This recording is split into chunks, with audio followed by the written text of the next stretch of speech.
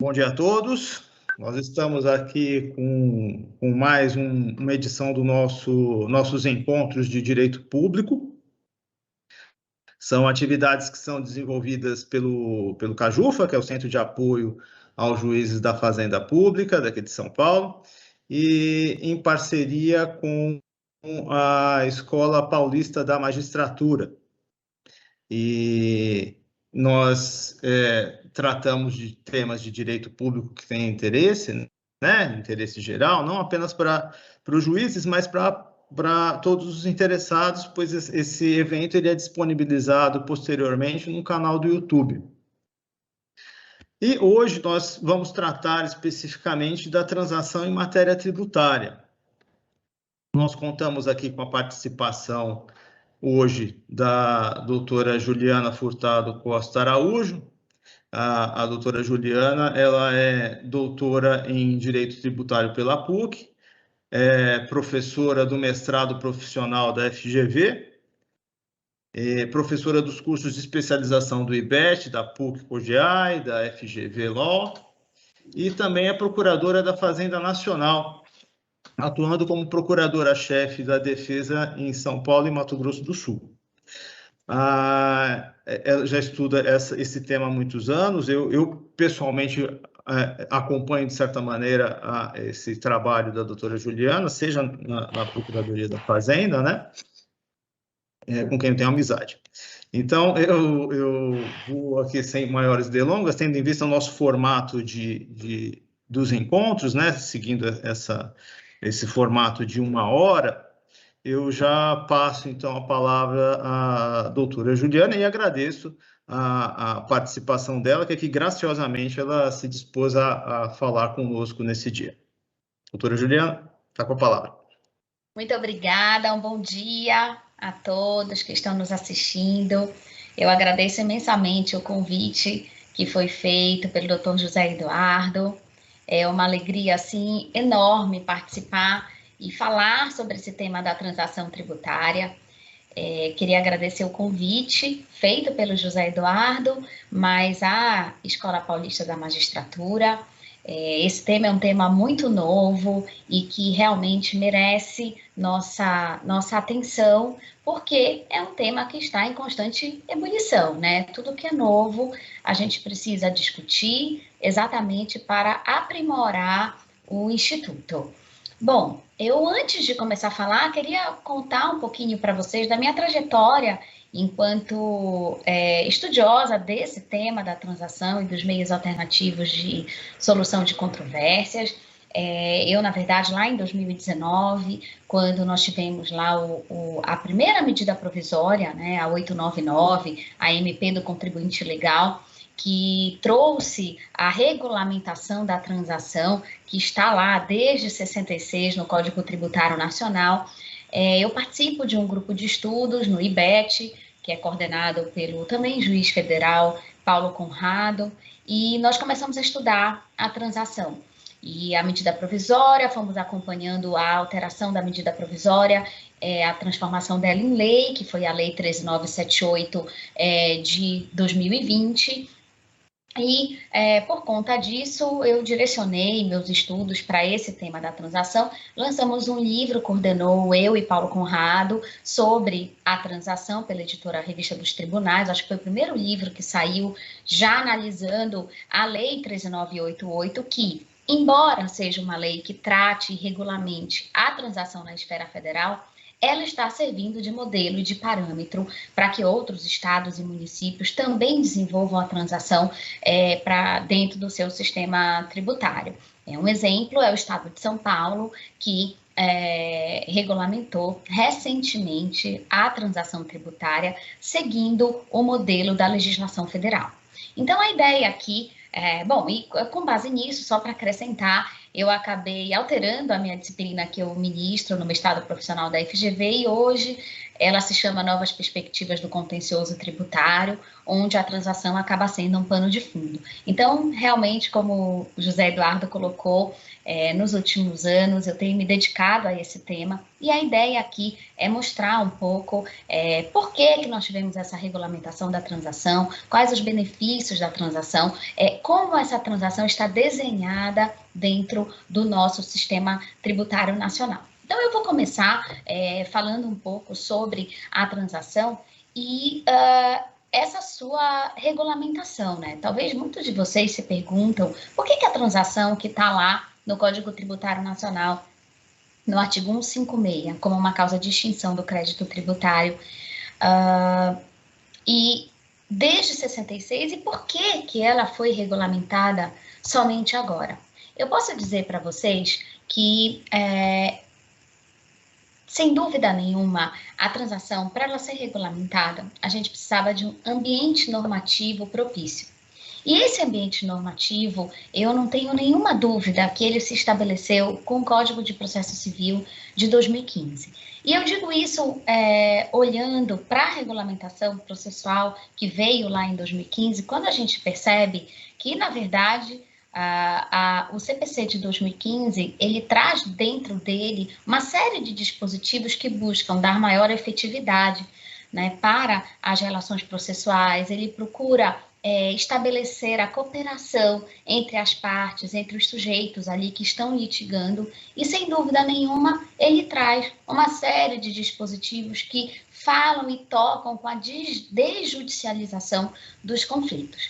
Então vejam que a gente começa a enxergar um ambiente normativo adequado para mudanças na nossa perspectiva de solução de controvérsias, tendo como pano de fundo unicamente a opção do Poder Judiciário.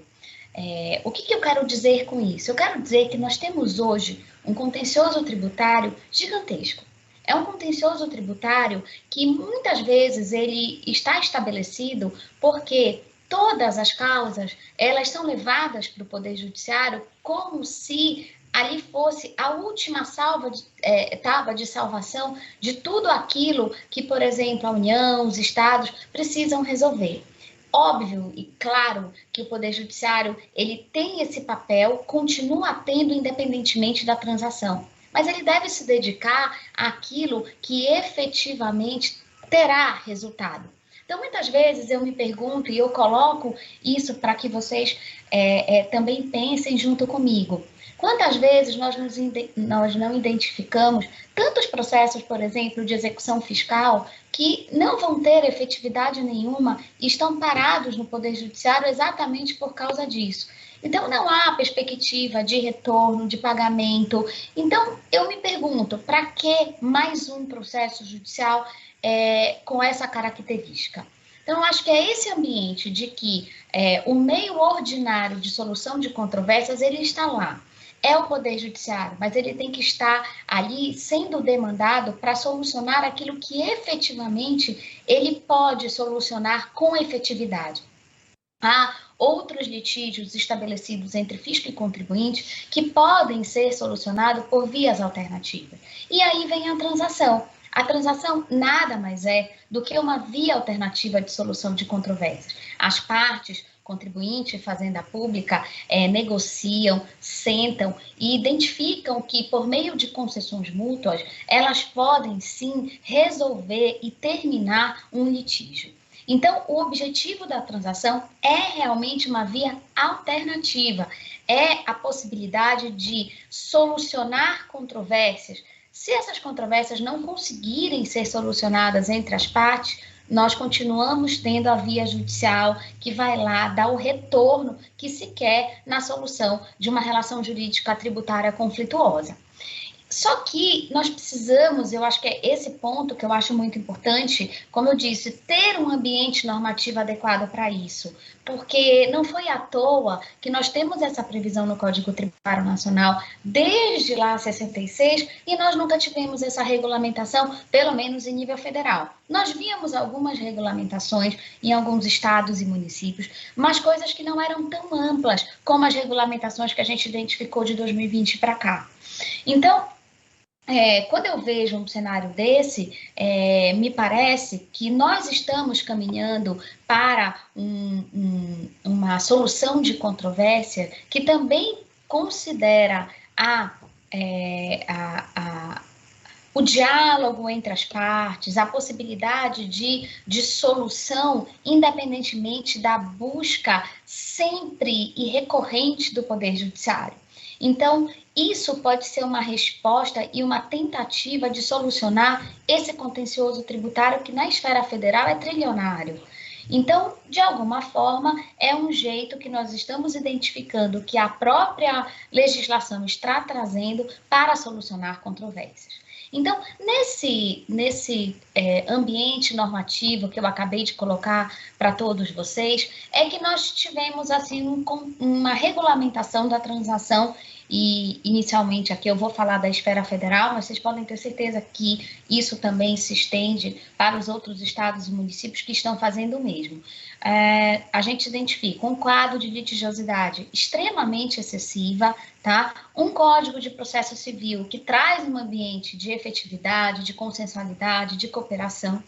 E aí a gente começa a identificar, por exemplo, a União Federal agindo para tentar diminuir, por exemplo, o número de execuções fiscais em juízo.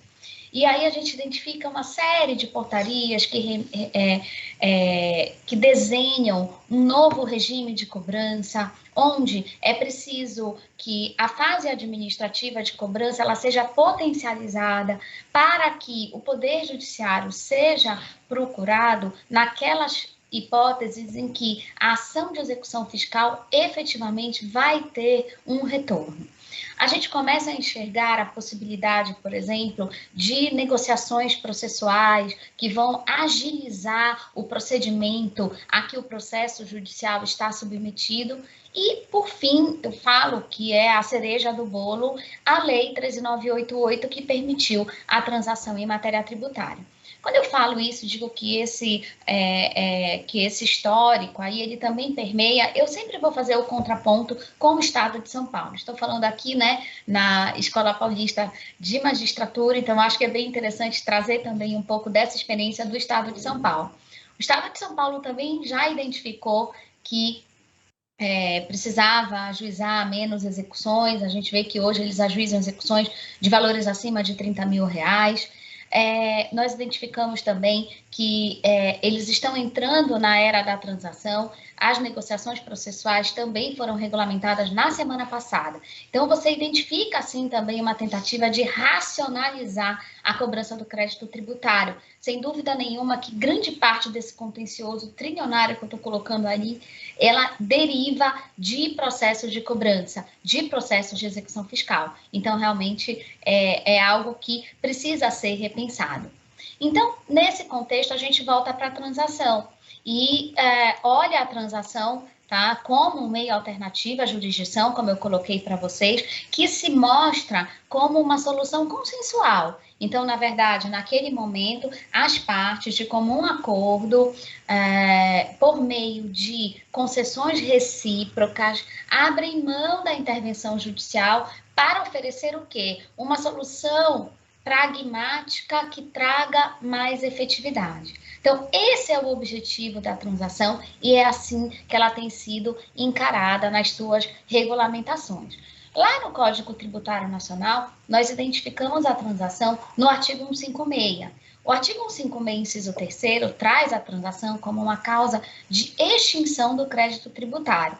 Se nós formos olhar efetivamente a transação, ela tem como efeito imediato a extinção do crédito tributário, porque o efeito imediato dela mesmo é extinguir o litígio, né? Então, a ideia da transação é que ela extinga o litígio e, em consequência, extinga o crédito tributário por meio do quê? Do pagamento. Então, é como se nós identificarmos assim, a transação ela é oferecida, contribuinte e fazenda aderem a essa ideia de solução do conflito por essa via alternativa. E dessa forma, nós temos o quê? Nós temos a possibilidade de uma concessão recíproca por parte da Fazenda, que seria oferecimento de descontos, oferecimento de prazo dilatado para pagamento, diferimento, né? Moratória, enfim. E por parte do contribuinte, do que ele tem que abrir mão? Ele tem que abrir mão da discussão. Ele tem que encerrar aquele litígio. Então, ele tem que considerar que ele vai obter um desconto, ele vai obter um prazo diferido de pagamento, mas para isso ele tem que parar de litigar. Então, essas são as concessões recíprocas que estão envolvidas e por trás, né, do instrumento normativo, que seria a transação. Uma pergunta que... Então, só voltando aqui, se a gente olhar, a transação, então, ela tem um caráter eminentemente processual, ela é o meio, ela instrumentaliza a extinção do crédito tributário. Então, ela não chega, às vezes a gente analisa, né, o 156, ele coloca a transação como uma causa de extinção do crédito tributário. Mas, na verdade, e aí lembrando, né, falamos há pouco aqui da PUC, onde eu fiz o meu doutorado, e o professor Paulo de Barros Carvalho sempre falou isso, né? A transação, ela na verdade, ela é uma causa, né, que extingue o crédito tributário imediata, porque imediatamente é o pagamento que vai extinguir o crédito tributário. Então, você vê aí o conteúdo processual, o conteúdo instrumental da transação, o que tem toda a relação com o que eu falei para vocês minutos atrás sobre o ambiente normativo processual que nós temos, né?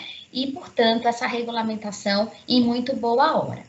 Então, dado um pouco essa ideia do contexto da regulamentação da transação na esfera federal, e, obviamente, com outras regulamentações que vieram, como eu pude expor, eu quero falar um pouco para vocês do conteúdo, né, do artigo 171 do Código Tributário Nacional. 156 trata da transação como causa de extinção do crédito tributário e 171 reflete o conteúdo da transação. Então, ele fala que a lei, né, pode facultar, nas condições que estabeleça, aos sujeitos ativo e passivo da obrigação tributária a celebrar transação, mediante concessões mútuas que importem em determinação do litígio. Vejam que aqui a gente consegue identificar quais são os requisitos para que a gente possa ter transação em matéria tributária. Em primeiro lugar, é a lei, né? E quando a gente fala na lei, ela acaba nos dando a resposta para algo que sempre foi um grande tabu quando nós falávamos do tema da transação, que era direito tributário, é direito indisponível, de forma que eu não posso nem pensar em transação em matéria tributária, porque eu não posso dispor sobre crédito de natureza pública, né, indisponível. Bom, eu acho que esse ponto a gente já ultrapassou há algum tempo, exatamente porque o crédito tributário, obviamente, ele é indisponível, mas ele é indisponível nos limites da lei. E, nesse caso, a lei que instrumentaliza a transação, ela traz todos os limites ali que devem ser seguidos pela autoridade pública. Então, me parece que a gente resolve esse problema quando a gente tem a introdução da lei no sistema e, a partir dela, todos os critérios muito bem estabelecidos.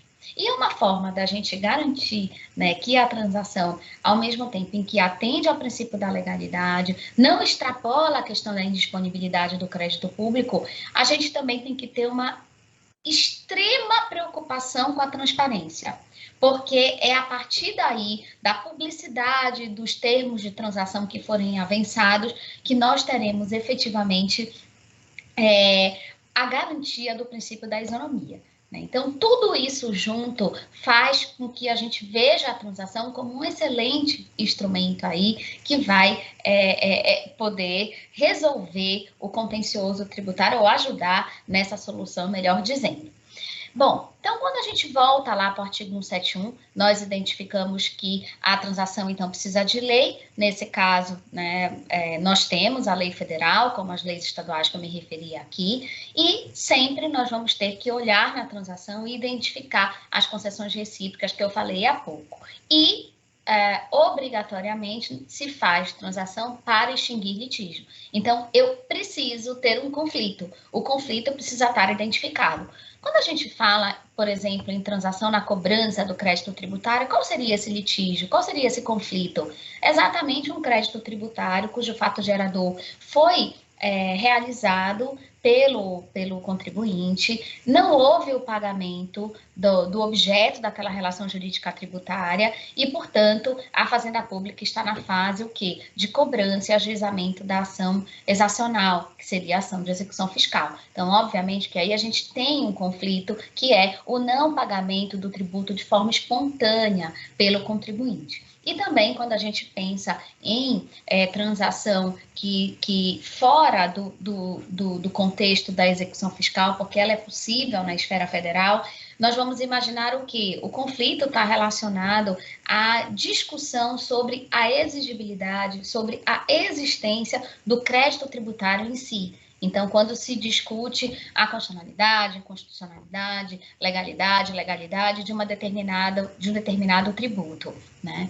Bom, então, voltando ao artigo 171, a gente consegue, então, identificar aqui quais são, né, as características e os requisitos indispensáveis: lei, concessões mútuas, terminação de litígio.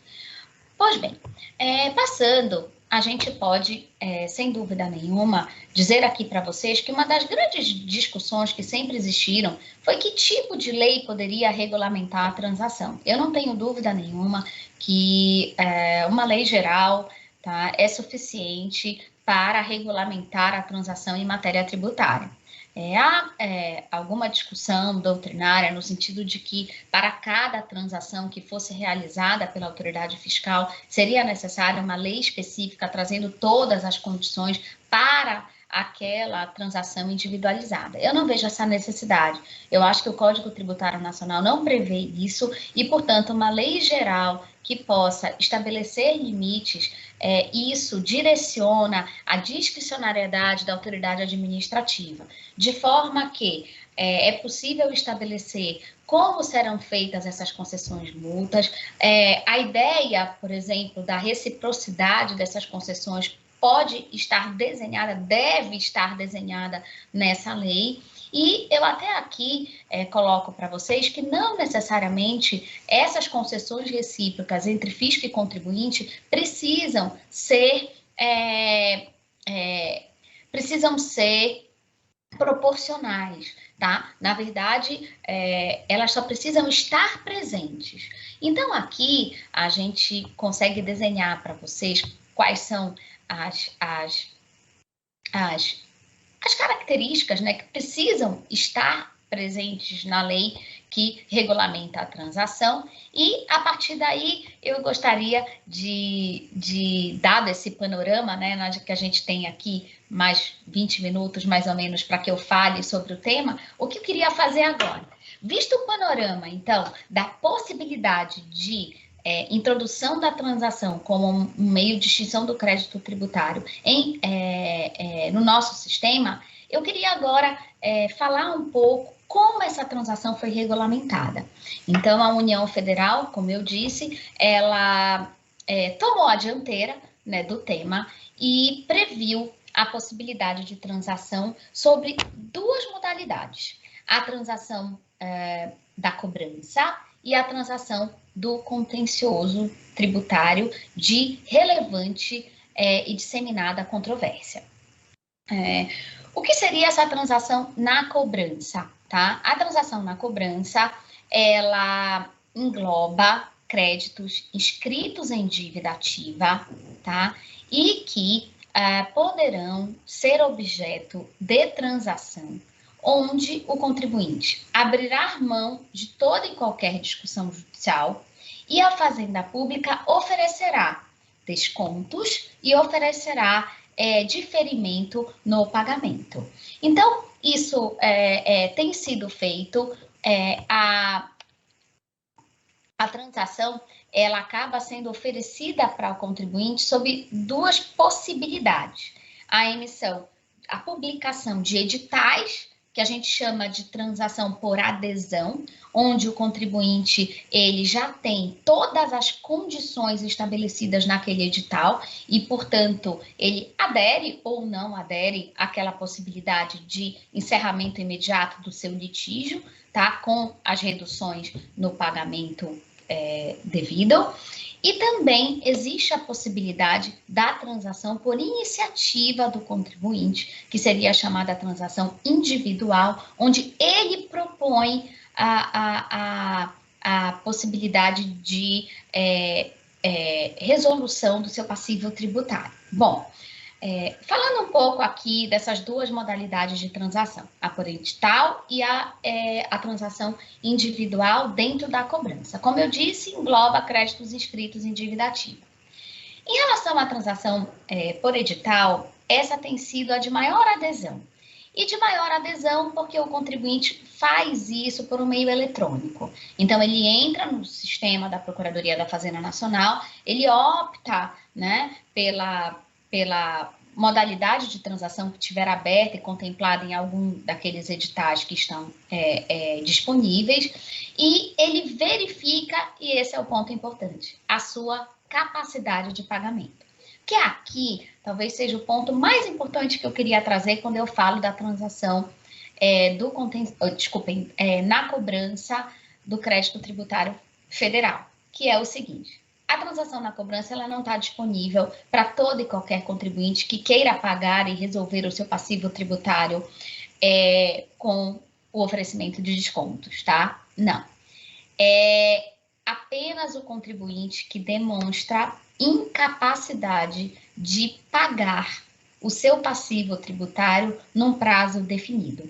Então, o que a Fazenda Pública fez? Ela ranqueou os seus devedores em devedores que têm possibilidade de pagar, possibilidade reduzida de pagamento ou impossibilidade de pagamento, né, de capacidade de pagamento. Então, com base nisso, ela oferece a transação para aqueles que se enquadram como contribuintes, como devedores irrecuperáveis ou de difícil recuperação.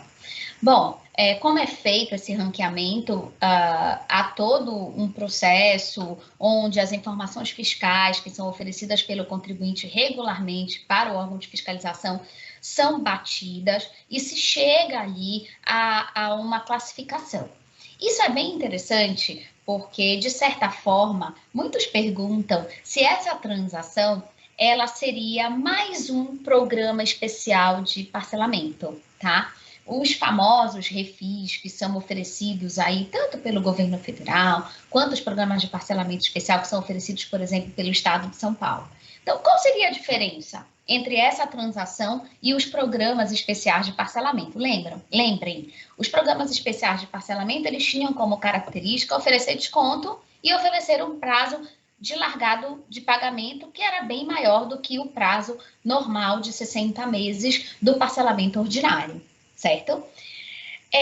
Então, quando vem a transação, essa é a primeira pergunta. Mas não, vocês estão oferecendo, então, parcelamento por meio de edital, isso não pode, e, na verdade, precisa da autorização legislativa. Bom, eu diria que a transação ela é diferente de parcelamento. Ela se usa do parcelamento como um meio de se instrumentalizar, né? E garantir a concessão recíproca que é exigida pela lei. Mas, no caso da transação, ela foca no devedor que não vai pagar o crédito tributário, né? Então, um devedor que é classificado como irrecuperável de difícil recuperação, ele não vai pagar. E o que vai acontecer com o crédito tributário dele que está em fase de cobrança? Ele vai ficar lá, aguardando o quê? Que ocorra uma possível prescrição intercorrente. Então, só que enquanto isso, claro, esse devedor, ele está sofrendo as consequências dele ser um devedor. Então, ele pode ser protestado, ele está incluído nos cadastros de inadimplente, ou seja, tem consequências por ele estar na condição de devedor e consequências que já foram consideradas constitucionais pelo Supremo Tribunal Federal. Então, nesse caso, esse devedor ele pode querer se regularizar E vem a transação como um mecanismo para isso. Então, a transação, ela acaba se diferenciando dos programas especiais de parcelamento, que não faziam essa diferença e ofereciam para todo e qualquer devedor, para aquele que podia pagar e porque não podia, e o resultado disso eram programas de parcelamento que tinham um boom de arrecadação no primeiro ano e depois caía pela metade, porque as pessoas abandonavam aquele programa de parcelamento, voltavam a ter que pagar a integralidade do crédito tributário, com todos os acréscimos devidos, e isso tornava a dívida cada vez mais impagável. Então, é com base nisso que vem a transação, mirando quem? Aquele devedor que está numa situação complexa, que está numa situação que, no prazo ordinário de 60 meses, que é o prazo ordinário do parcelamento ordinário, né, ele demonstra pelas suas condições financeiras que ele não conseguirá pagar aquela dívida, exceto se ele tiver um desconto. Então, essa é a lógica da transação. Se a gente olhar para o estado de São Paulo, e aqui eu vou fazer uma pequena comparação para vocês, o estado de São Paulo seguiu essa linha também. Ele prevê a transação na cobrança para débito escrito em dívida ativa, ele já soltou 5 editais, tá? Envolvendo, por exemplo, tributos como IPVA, que foi o último edital que saiu, então contemplando vários contribuintes que estavam com IPVA em atraso. Ele, por exemplo, trouxe um edital que contempla as empresas em recuperação judicial, porque você já presume que uma empresa em recuperação judicial, ela já está numa condição de difícil recuperação, né? E também aliado com as novidades que foram trazidas pela nova lei de falências, né? Então, tentando resolver o passivo tributário, a transação acaba sendo mais um expediente importante no processo da recuperação judicial.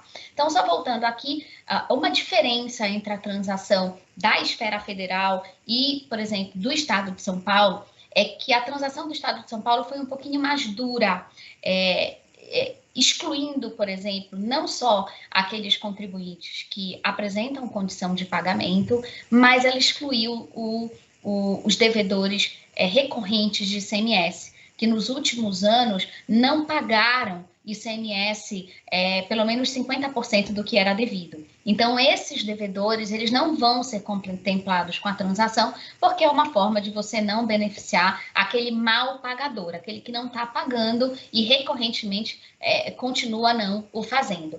Essa trava não existe na transação federal. Tá? E um outro ponto que eu acho interessante colocar aqui para vocês é que a transação do Estado de São Paulo afastou o devedor quanto mais. E todos nós sabemos aqui que o Estado de São Paulo tem lei definindo o devedor quanto mais. A União também afastou a transação do devedor quanto mais, mas por enquanto a gente ainda não tem a lei federal de estabelecimento do cadastro positivo, né? Então, hoje, todo e qualquer devedor pode aderir à transação na esfera federal, independentemente de ser considerado um devedor quanto mais, até porque a gente não tem ainda a definição desse conceito na esfera federal. Então, voltando aqui, o modelo de transação que a gente tem visto, o modelo federal, foi replicado no estado de São Paulo, de uma transação na cobrança, tá? Que envolve créditos inscritos em dívida ativa, que levam em consideração a capacidade de pagamento do contribuinte e que oferecem para esse contribuinte que apresenta incapacidade ou difícil capacidade de recuperação, descontos e oferece dilatação no prazo, diferimento do prazo de pagamento, tá? Bom, é possível que haja o oferecimento de uma transação sem levar em consideração essa capacidade de pagamento em relação aos créditos em cobrança? É possível, mas no caso não pode ser oferecido desconto. Isso está na Lei 13.988. Bom, então, vendo esse cenário, tem um ponto importante também da Lei de São Paulo, que não está contemplado na Lei Federal, que é a possibilidade de oferecer desconto para o devedor ranqueado como devedor A, né, que é o devedor que tem recuperabilidade. Então, ainda que os maiores descontos sejam para os devedores irrecuperáveis, a Lei de São Paulo prevê 10% de desconto, de 10% a 20% de desconto também para o devedor A, né? Que eu acho que é seguindo a linha lá do cadastro positivo e de você dar um benefício também para aquele bom pagador, né, para aquele que apresenta condições de efetuar o pagamento do seu passivo tributário. Isso não acontece na legislação federal. Então, visto isso, eu posso avançar aqui com vocês dizendo o seguinte, que a regra é todas essas condições estarem no edital. Então, regularmente, esses editais, eles são publicados, eles têm o seu objeto delimitado e o contribuinte, na esfera federal, ele consegue, por um sistema eletrônico, identificar a capacidade de pagamento dele, tá? E no caso do Estado de São Paulo, o próprio contribuinte apura com essa capacidade de pagamento e leva aquela situação para,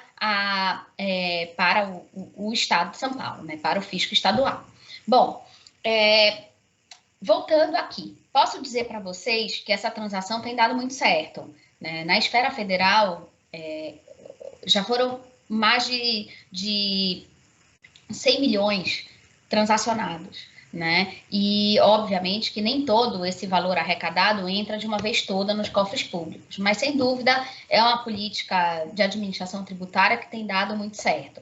Na esfera estadual, aqui em São Paulo, também, os resultados têm sido interessantíssimos, tá? E, ao lado da transação por adesão, por edital, nós temos também a possibilidade de proposta individual. Então, o contribuinte levar a sua proposta de negociação para a Fazenda Pública. Sem dúvida nenhuma, a proposta individual é aquela que tem uma aproximação maior entre fisco e contribuinte, onde há uma efetiva negociação dos termos do acordo de transação, podendo, por exemplo, ter negociação sobre a quantidade de desconto e tudo, tá? Mas tanto o Estado de São Paulo quanto a União Federal limitaram essas transações individuais a débitos acima, no caso de São Paulo, 10 milhões de reais, e no caso da União Federal, 15 milhões de reais.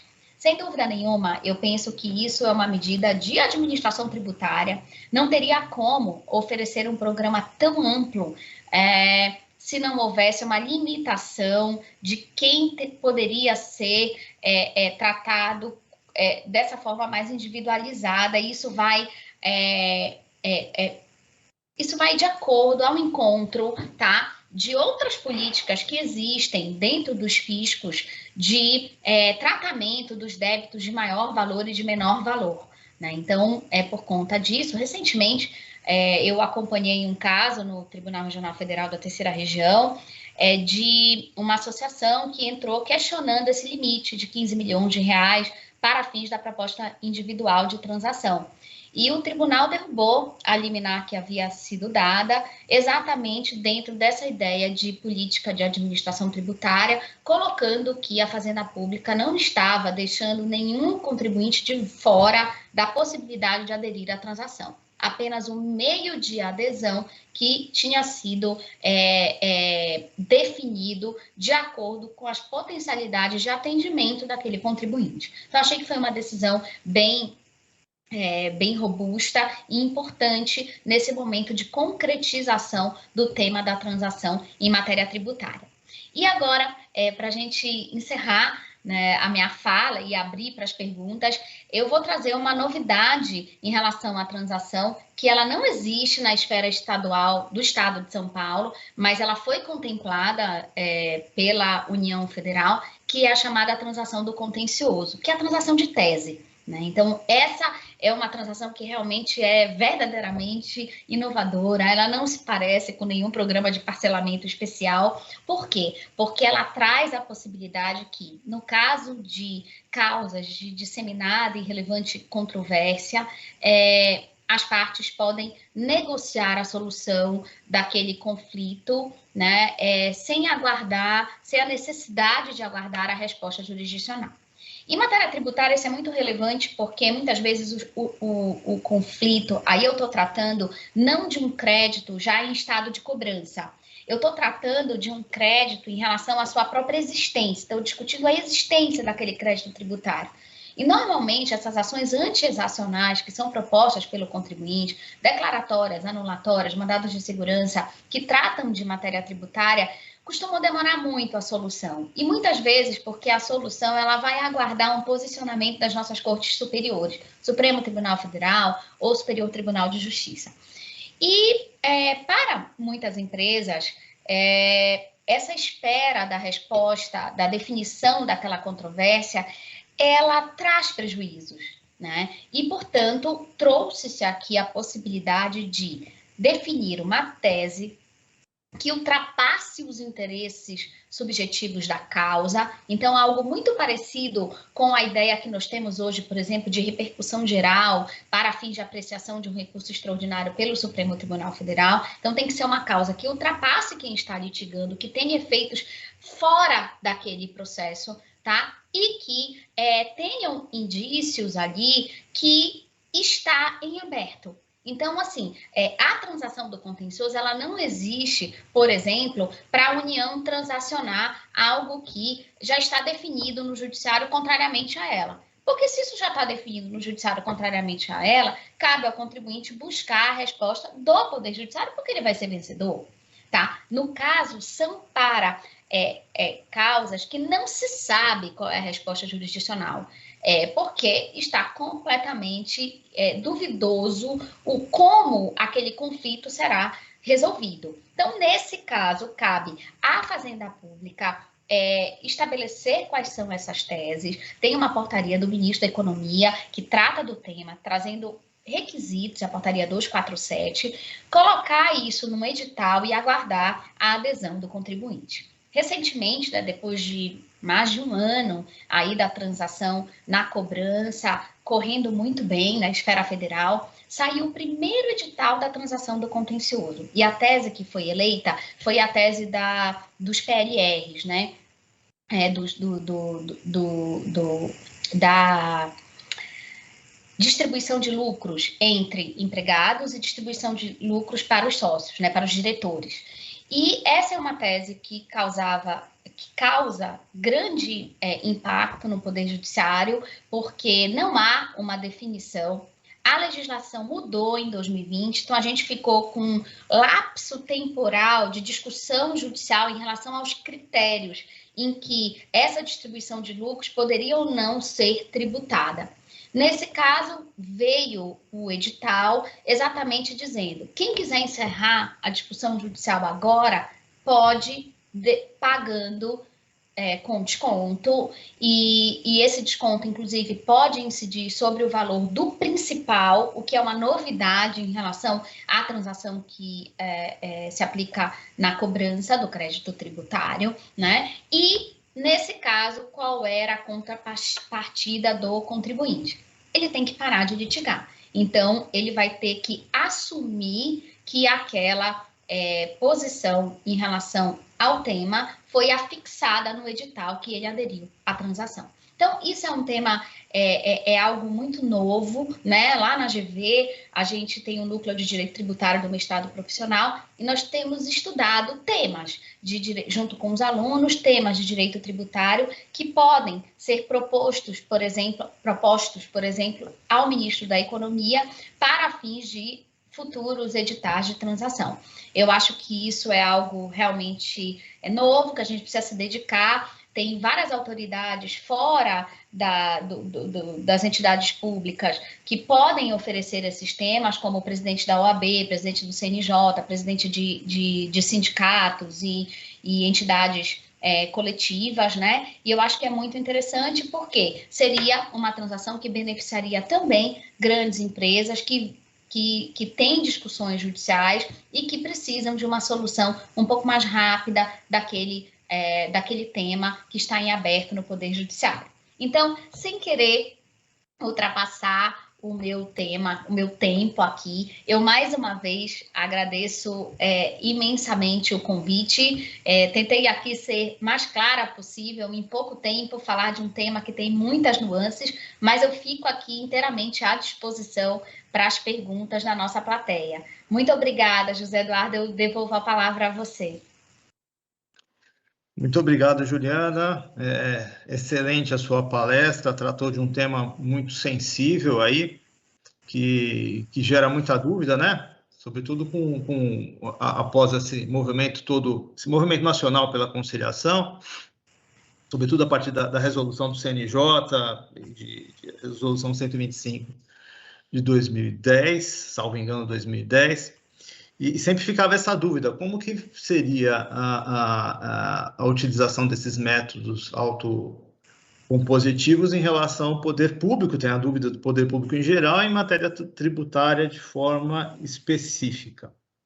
Eu tenho uma dúvida que eu fico, que pensando naquilo que você mencionou, na sua palestra, tratando a respeito da transação, e pensando nos métodos todos, né, autocompositivos, a transação ela vai ter uma grande influência da negociação. Com o método autocompositivo, a negociação tem um relevo muito grande, né? E eu fico pensando, esse tema dos métodos autocompositivos geraram uma necessidade de adequação dos custos jurídicos.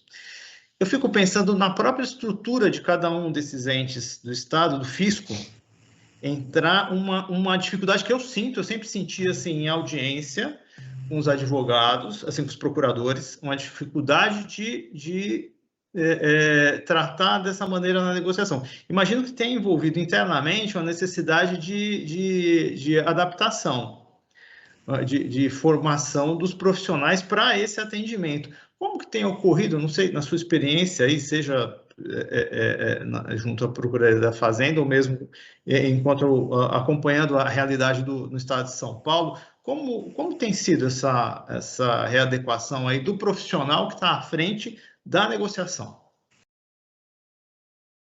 Olha, Zé, essa sua pergunta é excelente, porque realmente é um novo patamar, né, de atuação.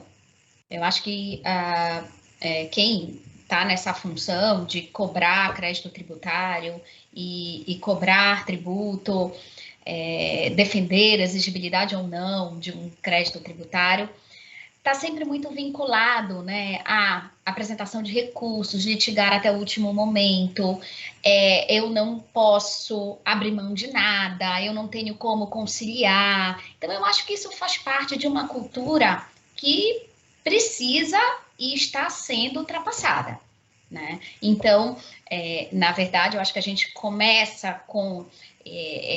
não é uma coisa que surge de uma hora para outra, mas a gente começa com a formação de precedentes, né, no nosso sistema, onde os advogados públicos e privados precisam começar a se submeter aos entendimentos do Poder Judiciário, sem recursos que não darão em nada, né? Então, a gente começa a ver uma mudança de cultura a partir daí.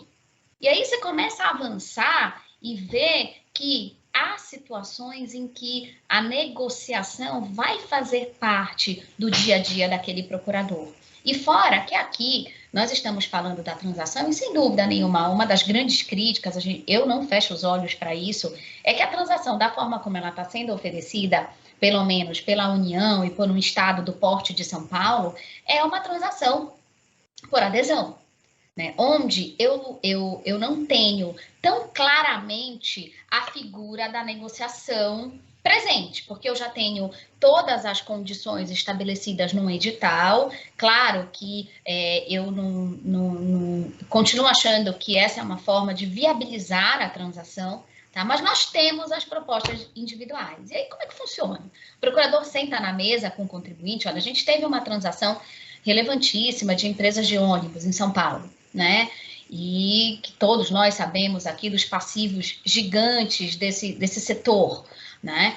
E foi sentado com oferecimento de garantia, com reuniões de meses para tentar chegar numa equalização do passivo tributário. A gente teve recentemente uma transação que foi muito noticiada, que foi do Grupo Abril, né, que foi inclusive uma transação de uma empresa em recuperação judicial, que estava em jogo marcas da empresa que tem um grande valor aí, claro, vamos considerar de uma empresa que tratava de mídia física e agora nós só falamos em mídia digital. Então, ou seja, tem que ter um olhar diferenciado da Fazenda, de que a situação daquela empresa se tornou irrecuperável, não porque ela é uma má pagadora, e sim porque as circunstâncias o fizeram levar àquela situação. Agora, é algo que está espalhado entre todos os procuradores? Não. Dia desses eu recebi essa pergunta, né?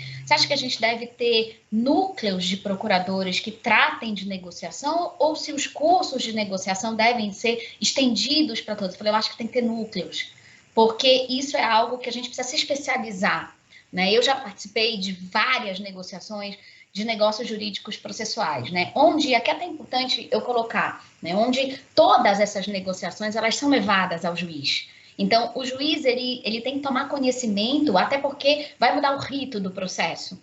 No caso de transação, é a mesma coisa. Uma empresa que transaciona, é preciso que a gente leve aquela informação para o processo judicial para que o juiz possa homologar aquele acordo que foi feito entre as partes. E aí, nesse caso, realmente, a gente ultrapassa muito. Eu confesso para você que eu sou procuradora há 21 anos e eu jamais pensei que eu teria que saber negociar, né? E hoje a gente faz cursos de negociação e a gente senta com o contribuinte e procura resolver o passivo tributário dele. Então, eu acho que é o momento do diálogo, né? É o momento de aproximação. Só assim a gente vai conseguir ultrapassar esse contencioso gigantesco, que não é bom para ninguém. Não é bom para a fazenda que não recebe. Não é bom para o contribuinte, porque ele não paga e fica numa situação que também impeditiva das suas atividades. E é péssimo para o judiciário, que não consegue dar vazão para a quantidade de demandas que chegam até ele. Então, é um problema de todos, né? Perfeito. Eu vou tentar aqui. Tem pergunta que chegou aqui que já foi respondida. Eu vou tentar pegar aqui mais ou menos no sentido.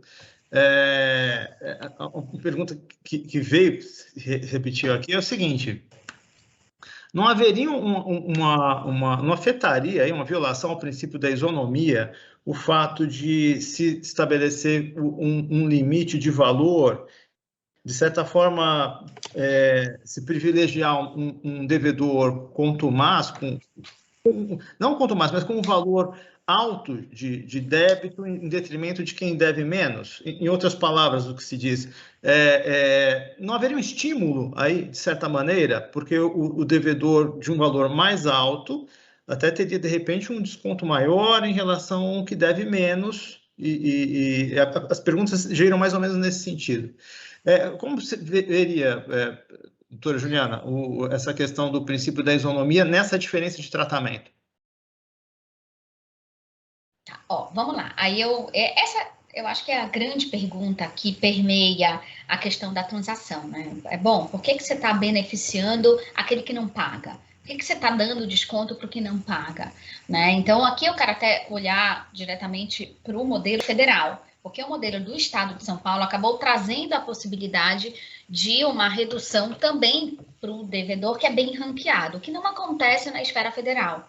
Né? E o que eu penso? Eu penso que a transação, ela, assim como um parcelamento, né? Os seus critérios, eles estão estabelecidos na lei. Então, essa foi uma medida de política fiscal.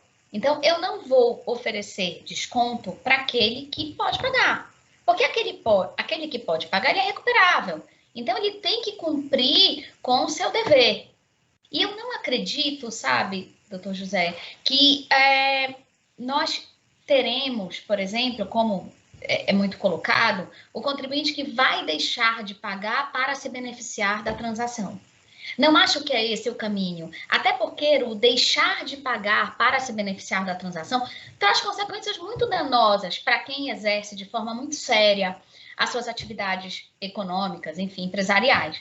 O que eu vejo só é assim, a transação, ela está dentro de um contexto que ainda não está completo, pelo menos na esfera federal, que estará completo quando a definição do conceito de devedor contumaz estiver na lei. Porque aí o que você faz? Você oferece a transação efetivamente para quem não pode pagar, porque não tem condições de pagar, e não para o devedor que frauda o fisco, que não paga porque se usa de argumentos ardilosos, tá? Aquele contribuinte que pode pagar, por exemplo, vamos pensar na pandemia. A pandemia, ela veio e acabou sendo muito maléfica para determinados setores da economia, né? Então, você vê, bares e restaurantes ficaram fechados. O que é que o Estado de São Paulo fez? Um edital específico para bares e restaurantes, para tentar o quê? Garantir a retomada, tá? Desses estabelecimentos. Aí eu pergunto, empresas de vendas online, elas cresceram enormemente durante a pandemia. Essas empresas não têm que ser beneficiadas com desconto nenhum. Por quê? Porque elas têm condições de pagar o passivo tributário delas. Então, no final, eu enxergo isso como uma medida de política tributária e que deve ser enxergado pela administração tributária dessa forma e previsto na lei. Então, se eu tenho justificativas para dar descontos para aquele que não consegue pagar, porque eu quero permitir a retomada. Por que se oferece desconto para a empresa em recuperação judicial? Porque a ideia da recuperação judicial não é a empresa se encerrar e pedir falência.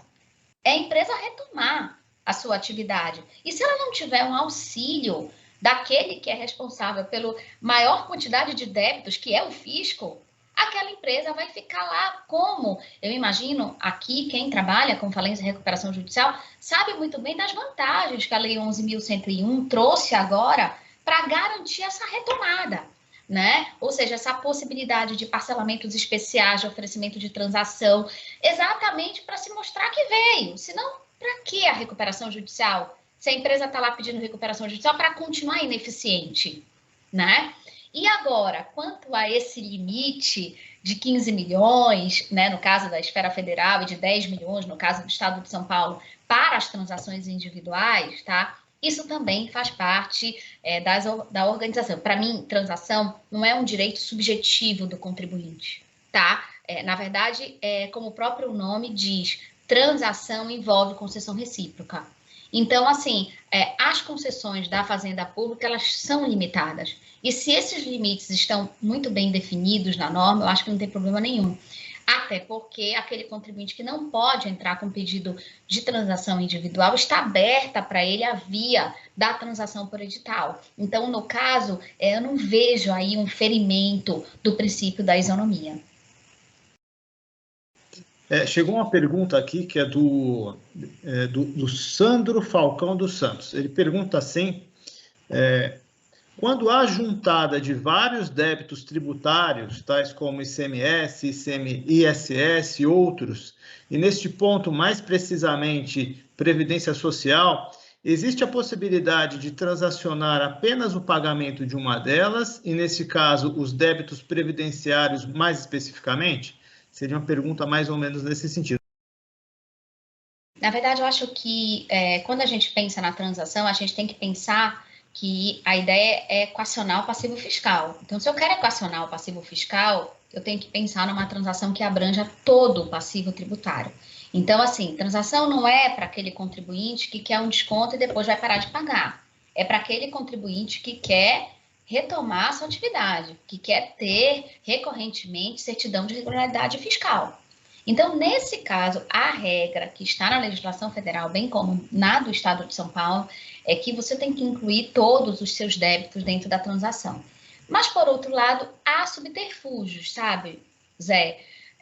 Onde, por exemplo, se aquela empresa demonstra que ela não tem condições de adimplir um eventual pagamento diferido, ainda que com desconto de todo o seu passivo tributário, ela consegue parcelar ela consegue transacionar uma parte, tá? Então, não é a regra, é o passivo inteiro, tá? E outra coisa, agora só tem uma questão aí, porque quando ele falou de ICMS, ISS, contribuição previdenciária, ele está tratando de tributos que são de entes diversos, né?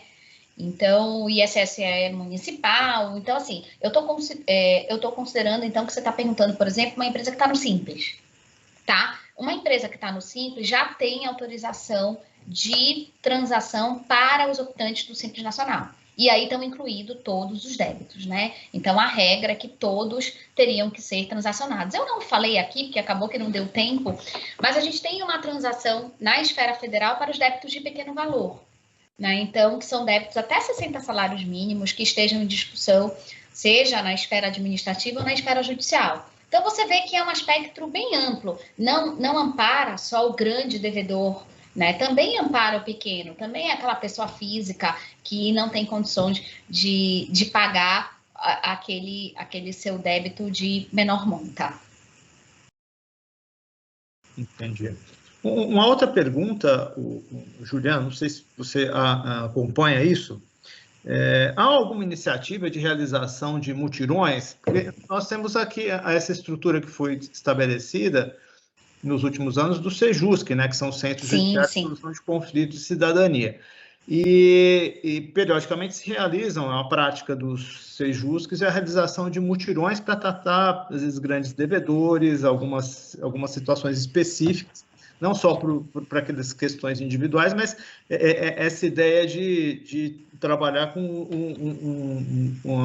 dívidas em relação a uma instituição específica.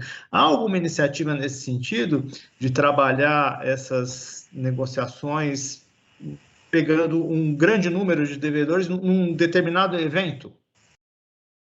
Olha, sim, eu vou te falar que, inclusive, por exemplo, em relação à justiça estadual, isso é plenamente possível se nós pensarmos dos devedores em recuperação judicial, né? Então, é plenamente possível se estabelecer aí parcerias para viabilizar para esse contribuinte o acesso, né, a esses meios de transação, porque aqui a gente está falando de transação e eu até às vezes me puno, porque eu falo como se fosse uma coisa super simples, né? Mas realmente, para aquele contribuinte que está ali, que tem que saber o que ele vai aderir, como ele vai optar, muitas vezes essa mediação, né, com quem entende do assunto, seja quem vai oferecer, seja o Poder Judiciário que vai homologar, ela é importantíssima. E nós já tivemos uma parceria com o Tribunal Regional Federal da Terceira Região também para mandar noticiar para aqueles contribuintes que havia transações possíveis para ele, né? E essas adesões todas se dão por meio dos sistemas da Procuradoria da Fazenda Nacional, né? Mas sem dúvida nenhuma que esse contato com o contribuinte, ele é muito importante para que ele saiba que há como resolver o seu passivo tributário de uma forma que caiba, né, nas suas possibilidades. Então, não, acho que a gente pode avançar nisso sim, sem dúvida nenhuma. Sem dúvida, a gente tem muito aí para avançar nessa seara aí. É uma matéria muito nova, né? É uma prática muito nova para todos nós, né? Mas foi muito importante aí a sua palestra, a sua exposição, Juliana. Acho que esclareceu muita dúvida aí, gerou também muita reflexão para todo mundo. Tem mais pergunta aqui que chegou para mim, há mais algumas perguntas, mas dado o adiantado da hora, eu vou encaminhar, me comprometer a fazer o encaminhamento dessas perguntas para você. Eu queria mais uma vez agradecer a sua disponibilidade, não só o teor da sua palestra, mas a sua disponibilidade de tempo aí, graciosamente, né, para trazer esses questionamentos, essas reflexões aqui no nosso evento. Queria também agradecer a participação de todos e, no encerramento, convidá-los todos a acompanhar aí as nossas atividades pelos encontros de temas de direito público, acompanhar as nossas palestras, tá certo? Então, um forte abraço a você, Juliana, um abraço a todos que estão nos assistindo. Muito obrigada. Tchau, tchau.